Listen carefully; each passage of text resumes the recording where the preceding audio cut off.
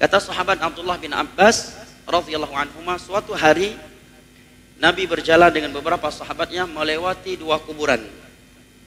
Melewati dua buah kuburan. Setelah itu Nabi berkata, dua penghuni kuburan ini sedang diazab.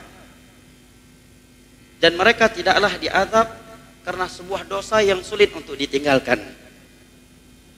Yang pertama, salah satu dari keduanya diazab karena ketika di dunia tidak melakukan yastatiru minal baul, dalam riwayat yang lain la yatanazzahu minal baul. Dua maknanya. Makna yang pertama, tidak menutup aurat ketika buang hajat. Dia biarkan orang lain melihatnya. Seperti dalam sebagian pendidikan, demi menciptakan jiwa korsa. Itu bukan demi menciptakan jiwa korsa, itu demi menciptakan adab kubur. Mandi bersama, telanjang bersama. Ya, alasannya demi menciptakan jiwa korsa, bukan menciptakan jiwa korsa, itu demi menciptakan adab kubur namanya. La yastatiru minal maut. Jangan main-main dengan adab kubur. Itu menciptakan adab kubur namanya. Yang berada di dalam pendidikan tersebut akan diminta pertanggungjawab di hadapan Allah. Walaupun di dunia dia orang yang ditakuti oleh Allah, rubah itu peraturan. Kalau mau selamat dari adab kubur. Demi Allah tidak menciptakan jiwa korsa sedikit pun dari itu. Itu adalah menciptakan adab kubur untuk anak buahnya.